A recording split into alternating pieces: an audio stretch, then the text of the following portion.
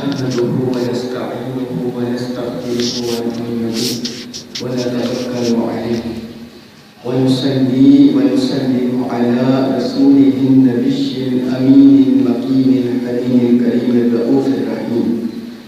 أما بعد فأعوذ بالله السميع العليم من الشيطان الرجيم. بسم الله الرحمن الرحيم. قال الله تعالى في القرآن المجيد: إنا جعلنا ما على الأرض زينة الله لنبلوهم أيهم أحسن عملا وإنا لجاعلون ما عليها صعيدا جرزا. صدق الله العلي العظيم وبلغنا رسوله النبي الكريم. حضرات گرامی قدر، سامعین عزیز وقار، اللہ تبارک و تعالیٰ کی توفیق سے اور اس کے فضل و احسان سے ہمیں جمعہ المبارک کی یہ ساعت نصیب ہو رہی ہیں. حضرات محترم، ہم نے پچھلے جمعہ سورۃ الکہف کی تفسیر کا آغاز کیا تھا اور اس کی 5 آیات مبارکہ کی تفسیر کر دی تھی. سورۃ الکہف کے کیا فضائل ہیں، سورۃ الکہف کے نزول کا پس منظر، شان نزول کیا ہے، اور جو اس کے 5 آیات مبارکہ میں جو مضمون بیان ہوا وہ ہم نے بیان کیا کہ اللہ رب العزت نے سورت کے شروع میں اپنی شان کو بیان کیا ہے، اپنے مقام کو بیان کیا ہے، پھر قرآن مجید کی عظمت کا ذکر کیا ہے، اور اس کے بعد مقصد نزول قرآن اور حضور نبی اکرم صلی اللہ علیہ وسلم کی بعثت کے مقصد کو ذکر کیا ہے کہ ہم نے آپ کو بشیر اور نذیر کی خوبیوں سے خوبیاں نواز کر بھیجا ہے. جو عمل ایمان لاتے ہیں، اعمال صالحہ کرتے ہیں، آپ انہیں خوشخبری سناتے ہیں، اور جو اللہ اور اللہ کے رسول کی راہ سے بھٹک جاتے ہیں آپ انہیں جہنم سے، عذاب سے اور گناہوں سے ڈراتے ہیں. یہ سارا ذکر کیا. اب اگلی آیت مبارکہ سے مضمون آج کا شروع ہو رہا ہے. اللہ رب العزت نے فرمایا: فَلَعَلَّكَ بَاخِعٌ نَفْسَكَ عَلَىٰ آثَارِهِمْ. اے حبیب، کیا آپ اپنی جان مبارک ان کے غم میں دے دیں گے؟ یعنی کیا آپ اپنے آپ کو شہید کر دیں گے ان کے غم میں؟ إِن لَّمْ يُؤْمِنُوا، ان کے پیچھے إِن لَّمْ يُؤْمِنُوا، اگر وہ ایمان نہیں لاتے بِهَٰذَا الْحَدِيثِ، اس قرآن پر، اسفاً افسوس کرتے ہوئے. اب دیکھیں، یہ میں نے آپ کو بتایا تھا کہ یہ 7-8 نبی کا زمانہ ہے سورۃ الکہف کے نازل ہونے کا. یہ وہ دور ہے جب کفار مکہ نے حضور علیہ السلام پر سختیاں بے حد شروع کر دی تھی.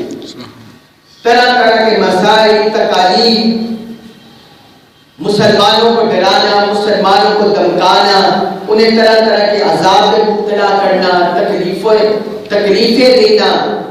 ادھر کفار کی تکلیف و سختیوں کا یہ حال تھا، اور ادھر دیکھیں کہ ہمارے پیارے نبی صلی اللہ علیہ وسلم کا ان پر کرم، ان پر شفقت، ان پر محبت اور ان کی ہدایت کے حرص کہ ادھر وہ سارا دن حضور پر اور اہل اسلام پر سختیاں کرتے تھے، لیکن تاجدار کائنات اس حال میں بھی ہر وقت ان کی ہدایت کے حریص تھے، اور ہر وقت اللہ پاک کے حضور متمنی تھے یا اللہ ان کو ہدایت مل جائے، یہ راہ راست پر آ جائیں، یہ بھولی بھٹکی راہ کو چھوڑ کر ہدایت کی راہ کو پا لے.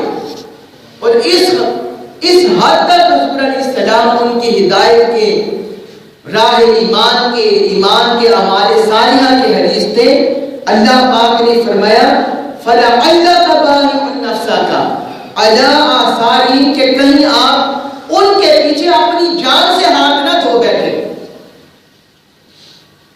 یعنی اس میں اللہ تعالیٰ نے مبلغین کو، علماء کو، مشائخ کو، مفکرین کو جو دین اسلام کا پیغام پہنچاتے ہیں، ان کو اپنے حبیب کا کردار دکھایا، اسوہ دکھایا کہ آپ کے اندر اس قدر طلب ہونی چاہیے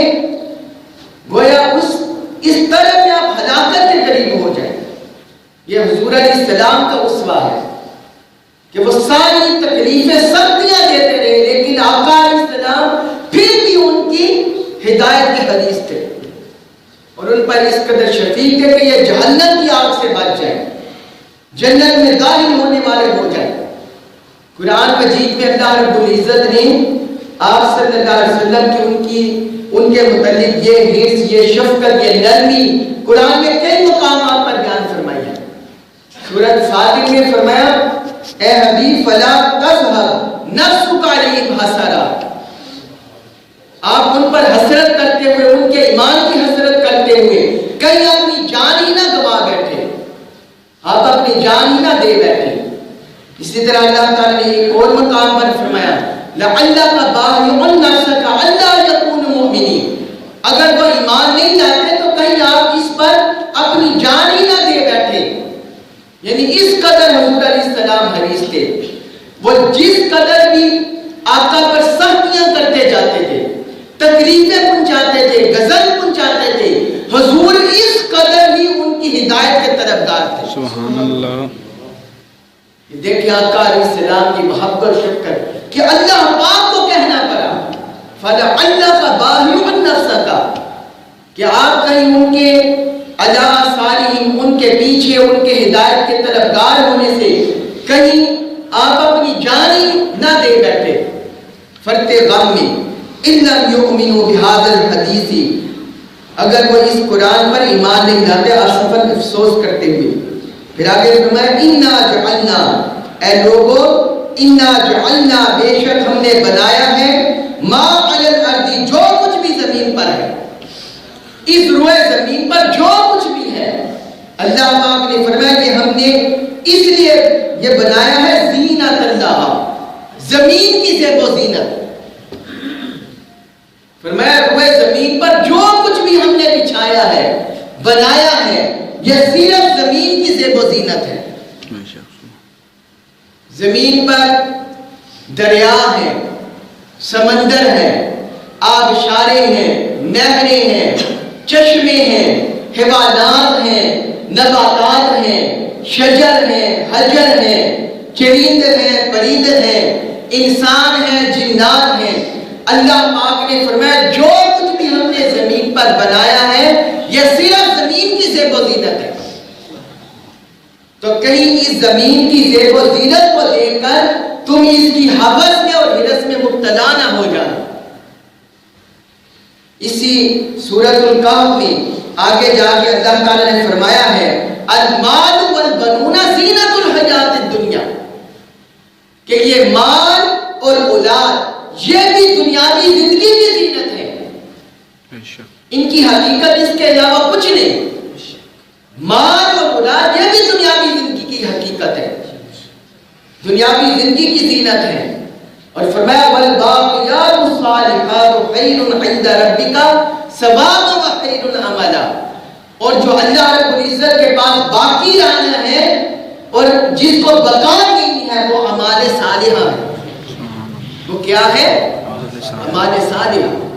والباقیات الصالحات خیر عند ربک، اور وہی آپ کے رب کے حضور بہتر ہے، ثواب کے لحاظ سے بھی وخیر عملا، اور امید کی بہتری کے لحاظ سے وہی آپ کے لحاظ سے بہتر ہے۔ سورۃ الملک میں اللہ تعالیٰ نے فرمایا، یہ بھی اس کو فرمایا کہ جو کچھ ہم نے زمین پر بنایا ہے زمین کی زیب و زینت کو بنایا ہے، اور اس لیے بنایا ہے لِنَبْلُوَهُمْ أَيُّهُمْ أَحْسَنُ عَمَلًا، تاکہ وہ رب ان انسانوں کو آزمائے کہ کون ان میں سب سے عمل کے لحاظ سے سب سے اچھا ہے، کون ان میں عمل کے لحاظ سے سب سے اچھا ہے۔ اللہ تعالیٰ نے آزمائے انسانوں کو کہ یہ دنیا کی زیب و زینت دیکھ کر، دنیا کے رنگ دیکھ کر، دنیا کے ڈنگ دیکھ کر، دنیا کے مال دیکھ کر، دنیا کا کما دیکھ کر، دنیا میں اولاد دیکھ کر، دنیا میں بینک بیلنس دیکھ کر، بڑے بڑے گھر دیکھ کر، بڑی بڑی گاڑیاں دیکھ کر، کیا یہ دنیا کی حرص میں مبتلا ہو جاتے ہیں یا اس رب کو پانے کی کوشش کرتے ہیں؟ لِنَبْلُوَهُمْ أَيُّهُمْ أَحْسَنُ عَمَلًا، یہ جو کچھ بھی روئے زمین پر ہم نے دنیا کی زیب و زینت کے لیے بنایا ہے، اور اس لیے بنایا ہے کہ ہم انسانوں کو آزمائیں، انسانوں کو پرکھیں کہ ان میں عمل کے لحاظ سے کس کا عمل سب سے زیادہ اچھا ہے، سب سے زیادہ اچھا عمل کس کا ہے۔ اور پھر سورۃ الملک میں اللہ تعالیٰ نے فرمایا، اس کی دوسری آیت میں فرمایا الذی خلق الموت والحیات لیبلوکم ایکم احسن عملا۔ اللہ پاک نے زندگی کو پیدا کیا اور موت کو پیدا کیا۔ اللہ پاک نے زندگی اور موت کو اس لیے تخلیق کیا لنبلوکم ایکم احسن عملا، تاکہ وہ تمہیں آزمائے کہ تم میں کس کا عمل سب سے زیادہ حسن والا ہے، سب سے زیادہ حسن والا عمل کس کا ہے۔ آپ جب بھی آئیں سب سے پہلے آگے اگلی صفحے پوری کیا کریں، مکمل کیا کریں۔ جتنا زیادہ آپ اگلی صفحے مکمل کریں گے اتنا زیادہ اجر ملتا ہے۔ تو سب کوشش کیا کریں اگلی صفحوں پر بیٹھنے کی۔ تو فرمایا الذی خلق الموت والحیات لیبلوکم ایکم احسن عملا، کہ اس ذات نے زندگی اور موت کو تخلیق کیا تاکہ وہ تمہیں آزمائے کہ تم میں سب سے عمل کس کا حسین ہے۔ موت اور زندگی کا نظام، دنیا میں زیب و زینت کا نظام، یہ سب کچھ آرائش و زیبائی اللہ پاک نے ان میں کھپنے کے لیے پیدا نہیں کی کہ دنیا میں آؤ ان میں کھپ جاؤ، دنیا میں آؤ ان کی محبت میں گرفتار ہو جاؤ، کوئی مال کی محبت میں گرفتار ہو جائے، کوئی اولاد کی محبت میں گرفتار ہو جائے، کوئی اسٹیٹس کی محبت میں گرفتار ہو جائے، کوئی دنیا کی آرائش و زبائش میں گرفتار ہو جائے۔ فرمایا یہ تو سب کچھ ہم نے اس لیے بنایا ہے لیبلوکم ایکم احسن عملا، اور سورۃ الکہف میں لنبلوہم ایہم احسن عملا، تاکہ ہم انسانوں کو آزمائیں، تاکہ ہم تمہیں آزمائیں۔ کہیں انسانوں کا، سارے انسانوں کا ذکر کیا، ان میں کافر بھی مسلمان بھی سارے شامل، اور کہیں ہمیں خطاب کیا تمہیں آزمائیں، زندگی اور موت کا نظام قائم کیا تاکہ تمہیں آزمائیں، اور یہ زمین پر زیب و زینت بنائی تاکہ تمام انسانوں کو آزمائیں، لنبلوہم ایہم احسن عملا، تاکہ ہم انہیں آزمائیں کہ ان میں کس کا عمل سب سے زیادہ اچھا ہے، کس کا عمل سب سے زیادہ اچھا ہے۔ کیا اس دنیا میں پھنس کر رب کو بھول جاتا ہے، یا دنیا کی محبت کو کاٹ کر رب کی محبت میں گرفتار ہو جاتا ہے؟ یہ تو اللہ تعالیٰ نے آزمائش کے لیے بنایا ہے۔ اور پھر آگے فرمایا کہ اگر زمین کی حقیقت جاننا چاہتے ہو تو سنو وَإِنَّا لَجَاعِلُونَ مَا عَلَيْهَا سَعِيدًا جُرُزًا، زمین کی حقیقت تو یہ ہے کہ ہم جو کچھ بھی روئے زمین پر ہے ایک وقت آنے والا ہے کہ یہ سب کچھ چٹیل میدان بنا دیں گے، یہ سب کچھ چٹیل میدان بنا دیں گے، سب کچھ مٹ جائے گا، نہ بڑے بڑے مکانات قائم رہیں گے، نہ پہاڑ قائم رہیں گے، نہ سورج نظام شمسی کا نظام قائم رہے گا، نہ شجر حجر نباتات چرند پرند کچھ بھی قائم نہیں رہے گا، یہ سب کچھ ہم صاف ملیا میٹ کر دیں گے اور چٹیل میدان بنا دیں گے۔ وَإِنَّا لَجَاعِلُونَ مَا عَلَيْهَا سَعِيدًا جُرُزًا۔ اب آگے اگلی آیت نمبر 9 سے اصحاب کہف کا واقعہ شروع ہو رہا ہے۔ فرمایا ام حسبتا، کیا یہ لوگ یہ سمجھتے ہیں، یہ گمان کرتے ہیں، کیا آپ یہ گمان کرتے ہیں ان اصحاب الکہف والرقیم، کہ غار والے اور رقیم والے کانوا من آیاتنا عجبا، ہماری ان آیتوں میں سے، ہماری ان نشانیوں میں سے تھے جو بڑا تعجب خیز ہے۔ اللہ پاک نے فرمایا لوگ یہ جو کافر آپ سے اصحاب کہف کے بارے میں پوچھ رہے ہیں کہ وہ کون نوجوان تھے، ان کا واقعہ کیا ہے، کیا وہ یہ خیال کر رہے ہیں کہ ان کا واقعہ بڑا تعجب خیز ہے، تو کیا انہوں نے بغیر چھت کے آسمان کو نہیں دیکھا، بغیر ستون کے آسمان کو نہیں دیکھا؟ کیا یہ انہیں آسمان نظر نہیں آ رہا؟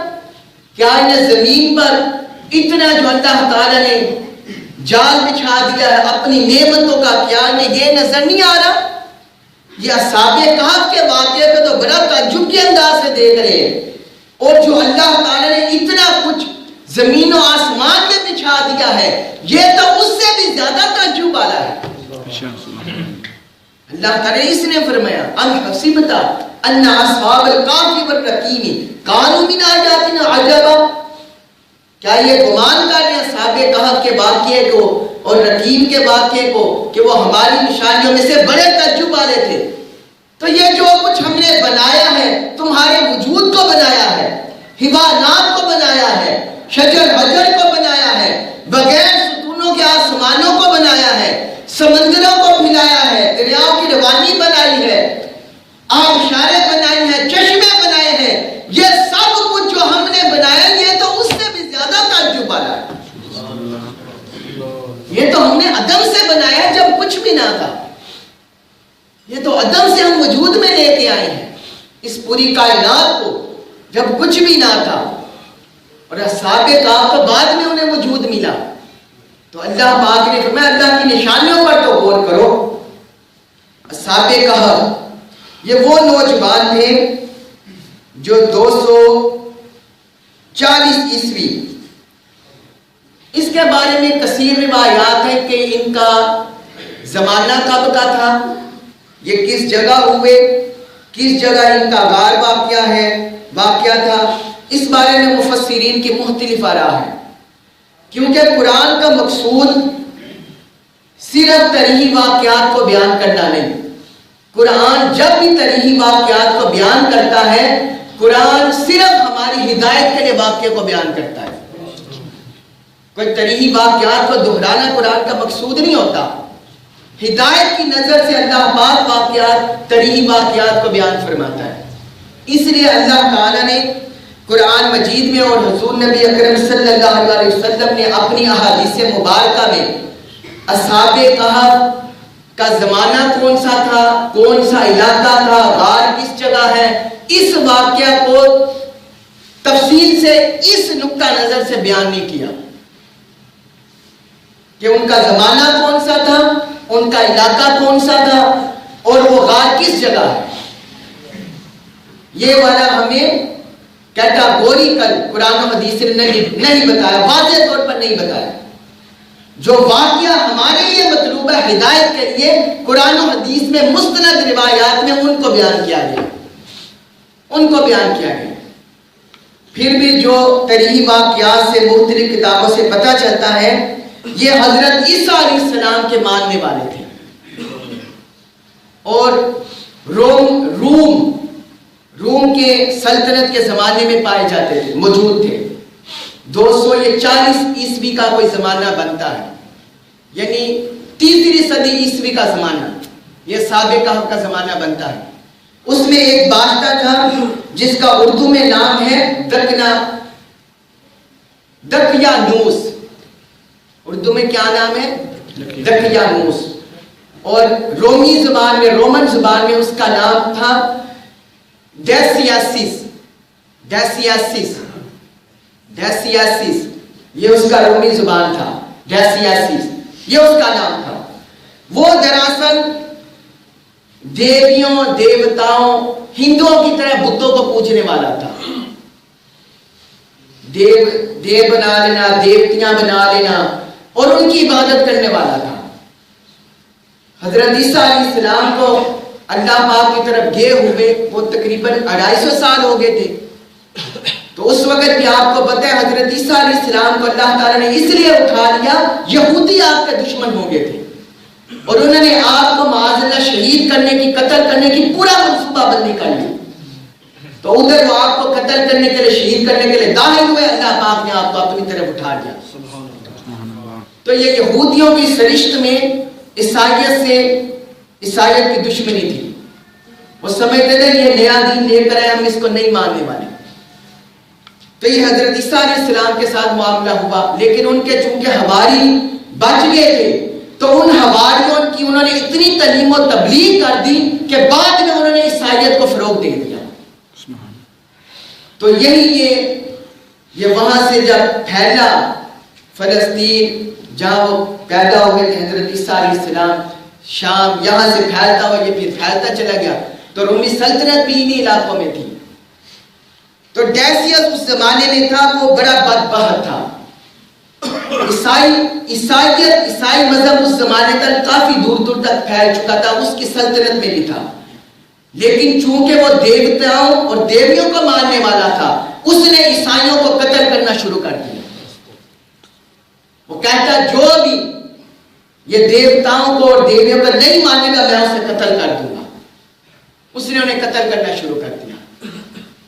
یہ نوجوان تھے، یہ ایشیا کوچک کے رہنے والے تھے، یہ نوجوان تھے جو شام کی طرف اور اس طرف کی پٹی آ جاتی ہے، یہ اس طرف کے رہنے والے تھے۔ یہ چند نوجوان تھے، انہوں نے یہ اللہ پر کامل یقین رکھتے تھے۔ اس رومی سلطنت میں ایک علاقہ تھا ایفیسس، یہ اس کے رہنے والے تھے، ایفیسس کے۔ تو جب یہ ڈیسیس دقیانوس جب یہ اس علاقے میں پہنچا، اس نے وہاں بھی عیسائیوں کو قتل کرنا شروع کر دیا۔ کہتا ہے جو ایک خدا کو مانتا ہے ہمارے خدا کو نہیں مانتا میں اسے قتل کر دوں گا۔ لیکن یہ کامل مومن تھے، کامل ایمان والے تھے۔ انہوں نے کہا کہ ہم نے اللہ رب العزت کی عبادت نہیں چھوڑنی، ہمیں جو حضرت عیسیٰ علیہ السلام کا پیغام پہنچا ہے ہم نے اس عبادت کو نہیں چھوڑنا، ہم نے اللہ وحدہ لا شریک کی عبادت معبود برحق کو نہیں چھوڑنا، چاہیے ہمیں قتل کر دے۔ انہوں نے ڈیسیس کے دربار میں بھی اسے سر عام کہہ دیا کہ ہمیں ایک رب کو ماننے، وہ اگلی آیت میں آ رہا ہے، ہمیں ایک رب کو مانے، ہم نے نہیں تم پر ایمان لانا، تمہارے بتوں پر اور یہ دیوتوں پر نہیں، ہم نے ایمان لانا۔ تو اس نے ان کے قتل کا حکم جاری کر دیا۔ یہ اپنی جان کو بچانے کے لیے، چونکہ جان بچانا تو فرض ہے نا، جہاں تک ممکن ہو حق کا ساتھ بھی دیا جائے اور جان بھی بچائی جائے۔ ابھی یہ ان کے چنگل میں تو نہیں تھے آئے، تو جب اسے پتا چلا وہ نہیں مانو، اسے ان کے قتل، تو یہ پھر اپنی جان بچانے کے لیے پہاڑوں میں چلے گئے، ایک غار میں چلے گئے۔ وہاں اللہ تعالیٰ نے پھر ان پر نیند کا نظام ان پر جاری کر دیا اور یہ وہاں سوئے رہے۔ یہ ہے اصحاب کہف۔ مزید آیات آگے آ رہی ہیں تو اس میں مزید آپ کو تفصیل پتہ چل جائے گی۔ وہ آگے آیا آیت نمبر 10 میں، اِذَا وَالْفِتْيَةُ إِلَى الْكَهْفِ، جب چند نوجوانوں نے غار میں پناہ لی۔ اور جو رقیم آیا، رقیم وہ بھی بعض مفسرین کہتے ہیں جس وادی سے یہ آیا اس وادی کا نام رقیم تھا، اور اس بار کہتے ہیں رقیم کا نام یہ مرقوم سے نکلا ہے، یعنی لکھا ہوا۔ جس تانبے کی تہٹی پر ان اصحاب کہف کے نام لکھے ہوئے ہیں اور ان کا سارا واقعہ درج ہے، اسے رقیم بولتے ہیں۔ تو رقیم والے اور اصحاب کہف قرآن ان کو کہا۔ جب چند نوجوانوں نے پناہ لی غار میں، یہ اصحاب کہف کا ذکر ہو رہا ہے، فقالوا، انہوں نے کہا ربنا آتنا من لدنک رحمہ، ربنا آتنا من لدنک رحمہ۔ اس میں قرآن نے ہمیں یہ بھی سبق دے دیا کہ جو کوئی ظلم میں پھنسا ہو وہ یہ دعا پڑھا کرے۔ یہ اصحاب کہف کی دعا کو اللہ تعالیٰ نے ذکر کر دیا۔ جس کو کسی ظالم حاکم، ظالم شخص، کسی کا اس طرح کا کوئی خوف خطرہ ہو تو وہ یہ دعا قرآن نے ان کی ذکر کی اور ہمارے لیے ان کی یہ سنت بنا دی۔ فرمایا ربنا آتنا من لدنک رحمہ، اے ہمارے رب تو اپنی جانب سے، اپنی جناب سے ہمیں رحمت عطا فرما، سبحان اللہ، اپنی جناب سے ہمیں رحمت عطا فرما، وہجّئ لنا من امرنا رشدا، اور ہمارے کام میں آسانی پیدا فرما، آسانی کا راستے ہمارے کام میں مہیا فرما۔ تو پھر اللہ پاک نے فرمایا جب غار میں جا کر ان ساتھ یہ دعائیں کرتے رہے تو کیا ہوا، فَضَرَبْنَا عَلَىٰ آذَانِهِمْ، تو ہم نے ان کے کانوں پر تھپکی دے دی۔ فَضَرَبْنَا عَلَىٰ آذَانِهِمْ، ہم نے ان کے کانوں پر تھپکی دے دی، انہیں نیند عطا کر دی۔ فِي الْكَهْفِ، غار میں، سنین عددن، گنتی کے کئی سال، گنتی کے کئی سال۔ تو اس کا مطلب یہ ہوا کہ اہل اللہ اولیاء و صالحین اگر دنیا میں رہیں تو اللہ تبارک و تعالیٰ ان کو دنیا میں ان کو ایسی جسمانی حیثیتیں عطا فرما دیتا ہے اپنے فضل و کرم سے کہ باقی انسانوں کو وہ حیثیت عطا نہیں ہوتی جو اہل اللہ کو عطا ہو جاتی ہے. سبحان اللہ. جو اہل اللہ کو عطا ہو جاتی ہے. جو بھی اللہ رب العزت کا کامل بندہ ہو جاتا ہے اللہ تعالیٰ اس کے جسم پر بھی دنیا میں ایسے عوارض لاحق فرما دیتا ہے اور ایسا اسے جسمانی حیثیتیں صلاحیتیں خوبیاں عطا فرما دیتا ہے کہ عام بندے کو وہ خوبیاں عطا نہیں ہوتی جو ان بندوں کو عطا ہو جاتی ہیں. اس لیے تو اللہ تعالیٰ نے فرمایا فَضَرَبْنَا عَلَىٰ آذَانِهِمْ فِي الْكَهْفِ سِنِينَ عَدَدًا کہ ہم نے ان کے کانوں پر تھپکی دے کر یعنی ان کے کانوں کو نیند کی آغوش میں کر دیا, انہیں نیند کی آغوش میں کر دیا, انہیں سلا دیا, وہ غار میں کئی سال تک لیٹے رہے. سنین عددا. اب کئی سال تک انسان کھائے پیے بغیر لیٹ سکتا ہے؟ کھائے پیے بغیر سو سکتا ہے؟ آپ 24 گھنٹے سوئیں اور 15 گھنٹے آپ کو بھوک لگ جائے لیکن اللہ پاک نے فرمایا اور پھر اتنی لمبی نیند بھی نہیں کوئی سو سکتا. تو یہ کیا ہوا جو رب کے کامل ہو جاتے ہیں رب کی طرف لو لگا لیتے ہیں پھر اللہ تعالیٰ ان کی جسمانی حیثیتیں ایسی کر دیتا ہے جو عام انسانوں سے ماورا ہوتی ہے. جو عام انسانوں سے ماورا ہوتی ہے. یہ قرآن ہے, یہ میرا اور آپ کا کلام نہیں. بعض لوگوں کو سمجھ نہیں آتی وہ احادیث مبارکہ میں جب اس طرح کے مضمون آتے ہیں وہ ضعیف موضوع کہہ کر جھٹلا دیتے ہیں. قرآن کو جھٹلائیں گے وہ تو بدبخت بندہ ہو جائے گا. قرآن کو جھٹلانے والا اور قرآن کو نہ ماننے والا وہ تو بدبختی میں چلا جائے گا. تو قرآن یہ سمجھا رہا ہے ہمیں فَضَرَبْنَا عَلَىٰ آذَانِهِمْ فِي الْكَهْفِ سِنِينَ عَدَدًا. گنتی کے کئی سال ہم نے ان کے کانوں پر تھپکی دے کر سلا دیا. اور پھر کیا ہوا ثُمَّ بَعَثْنَاهُمْ لِنَعْلَمَ أَيُّ الْحِزْبَيْنِ أَحْصَىٰ لِمَا لَبِثُوا أَمَدًا. پھر ہم نے انہیں دوبارہ اٹھا دیا. پھر ہم نے انہیں اٹھا دیا. پھر ہم نے انہیں اٹھا دیا کہ دیکھیں ہم دیکھیں لِنَعْلَمَ أَيُّ الْحِزْبَيْنِ أَحْصَىٰ لِمَا لَبِثُوا أَمَدًا کہ ان دونوں گروہوں میں سے ان دونوں جماعتوں میں سے کون سب سے زیادہ ان کے اس قیام مدت کو جو وہ لیتے رہے سب سے زیادہ صحیح جاننے والا ہے. یعنی جو لیتے رہے وہ زیادہ جاننے والے, جنہوں نے دیکھا وہ جاننے والے یا آنے والے زیادہ جاننے والے, تاکہ ہم دیکھ لیں کہ کون ان دونوں گروہوں میں سب سے زیادہ جتنا وہ لیتے رہے اس مدت کا حساب سب سے زیادہ صحیح کرنے والا ہے. تو یہ اللہ پاک کے فضل و کرم سے ہوتا ہے, اس کی قدرت سے ہوتا ہے. جس کو چاہے دنیا میں اپنے بندوں کو جیسی خاصیت عطا فرما دے. تو یہ اللہ تعالیٰ نے کفار و مشرکین کے لیے بیان کیا کہ تم اس یوم آخرت کے منکر ہو. تم کہتے ہو کہ ہم دنیا میں آئے ہیں, دنیا میں ہم نے مر جانا ہے, بعد میں ہم آخرت میں کیسے اٹھائے جائیں گے. اللہ پاک نے فرمایا تم اصحاب کہف کا پوچھ رہے ہو تو ہم نے جو انہیں 309 سال تک سلایا رہا تو جو ذات ان کو سلانے کے بعد اٹھائے جانے پر قادر ہے وہی ذات تمہیں مرنے کے بعد دوبارہ اٹھانے پر بھی قادر ہے. سبحان اللہ. وہی ذات تمہیں دوبارہ اٹھانے پر بھی قادر ہے. اللہ تبارک و تعالی ہمیں قرآن کا فہم عطا فرمائے. آگے انشاءاللہ یہ جاری رہے گی. وما علینا الا البلاغ المبین.